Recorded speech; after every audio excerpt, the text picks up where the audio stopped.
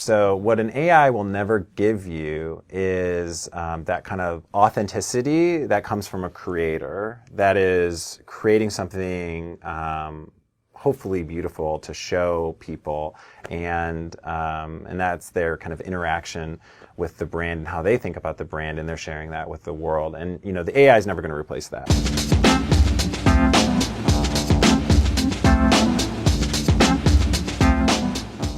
Hi, I'm Mercedes Cardona, editor of Velocitize, and this is Velocitize Talks. I am here with Ryan Pitylak. He is CEO of Unique Influence, and we are here to talk about social influencers.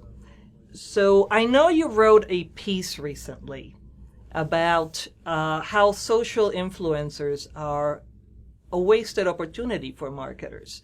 Can you explain why that is and what can be done to remedy that problem? Yeah, absolutely. So you're right. I wrote an article that made it onto Adweek, and I think the problem is if influencer marketing drifts towards what affiliate marketing was in the past, where people were creating content just for the purpose of getting a buck, then you kind of ruin the spirit of what influencer marketing can be about.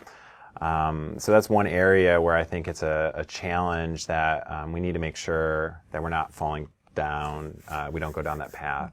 The second thing is, brands sometimes will have this really wonderful content that an influencer creates, but then the question is, what do you do with that content? We all know that organic reach is declining in social, and so as a result, the brand really needs to get out there and promote that content that influencer made. And part of the problem is a lot of the tactics that I see brands take today is they'll take this piece of content and show it to everybody that's in their target, but that's just not very interesting because influencers actually have influence over a certain group of people, and so you really need to connect that piece of content with people who it's going to resonate with.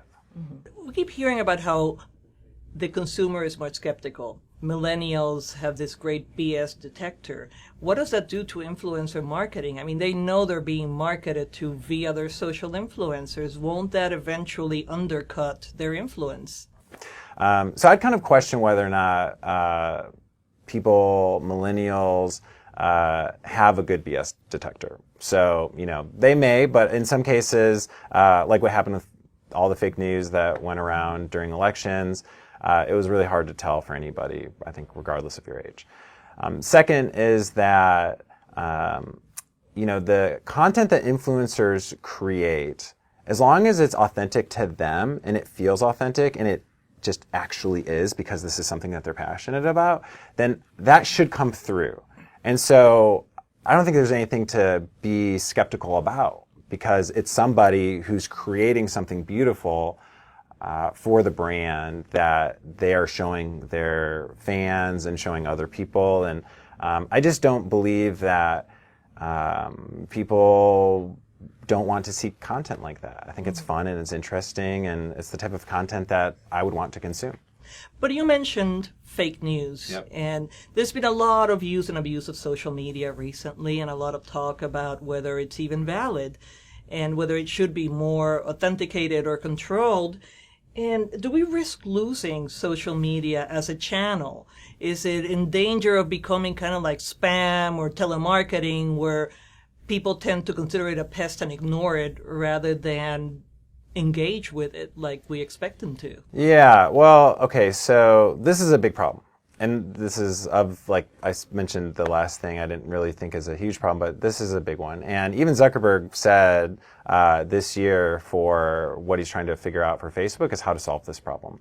One of the things that they've done is they have reduced the impact that content can have organically. So it's much harder for content that isn't from somebody that is in your trusted network to make it into your feed. That being said, even despite those algorithmic changes that they've made, the likelihood of this becoming a problem, especially during another election season, is high. But we just went through all this, and I think that everybody's kind of on red alert about this problem. And I'm hoping it doesn't have quite the same impact that it had in the past, and that people do have the capability to have a filter. But what it does do is it does create risk for the social platforms, because if people continue to receive content that they're not interested in, and I think there's a big difference between political content that's being shared with them, or different types of fake news.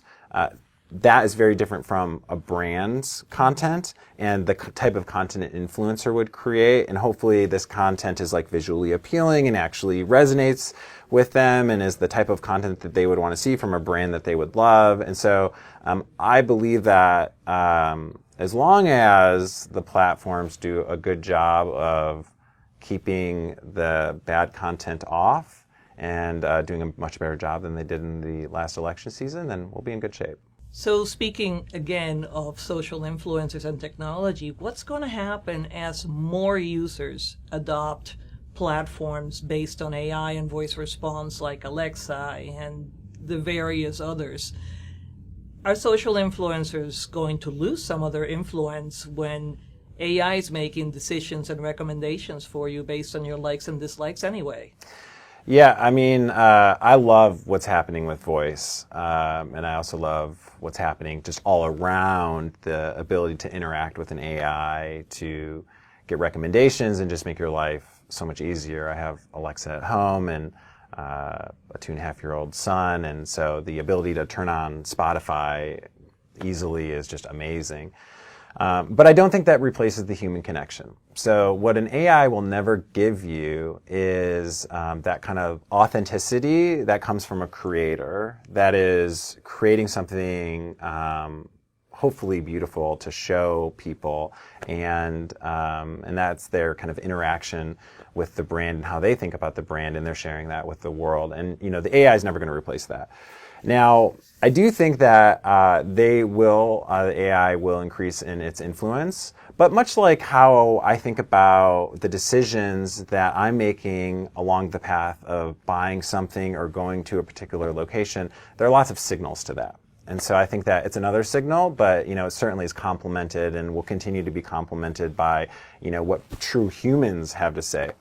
One other thing is that so you have this AI, but what exactly is the AI surfacing? At the end of the day, it's still surfacing human content. Like if it's saying, go to this restaurant down the street based on these reviews and maybe your behavior, well, I mean, those reviews come from humans as well. And so we're not so far afield from this reality that people desire human connection at the end of the day, and influencers will stay because of that. Mm-hmm. And while we're in the subject of technology, what do you see as a technology poised to disrupt this area in the next 3 to 5 years? Would it be voice, or are there other things as well? Well, so I'm very bullish on messenger bots, and the main reason is because at Unique Influence, we're a performance digital advertising agency, and so when we're advertising on social media and actually getting content out to people,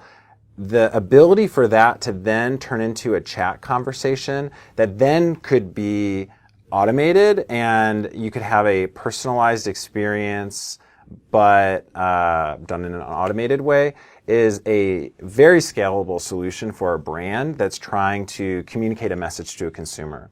And so I think it's going to be very disruptive. It's very early and adoption is small, but there's some really smart companies making some big bets in this space. Some of the brands that we work with are starting to adopt this technology. Again, it's nascent, but I think it has huge potential. And since you specialize in social influence, I'd be remiss if I let you leave without giving us some tips on, what makes a good social influencer, and who are some good ones that you can think of? Yeah, so one in particular that comes to mind is a brand that we work on is Timberland, and they just have this fantastic story, but a lot of people think about the yellow boot, but they're much more than the yellow boot. And a really kind of interesting case that happened recently was Renee Snelson, who is a graphic artist. She was tasked with finding a way to have the Timberland shoe look appealing to a woman. And she made this like fantastic graffiti art from it. And that is an example to me of connecting with what's authentic about both. So, you can't have the graffiti without Renee Snelson, and you can't have the boot without Timberland, and it comes together to create this art that then people get to see. And then that gets to be shown in all sorts of places, and social being one of the main places for that. But what ends up happening at the end of the day is it's really resonant with people. People talk about it. It tends to go a bit viral.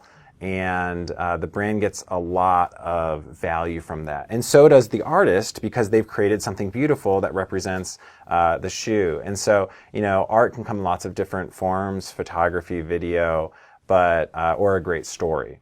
But those are the types of examples where I think if you can actually take like the art that they have along with the brand and bring that passion together to make something beautiful that tells the story, a combined story, then everybody wins, and it really looks authentic, and because it is authentic. So thank you very much, Ryan Pitylak, for joining us today on Velocitize Talks. And please follow us on Facebook and Twitter.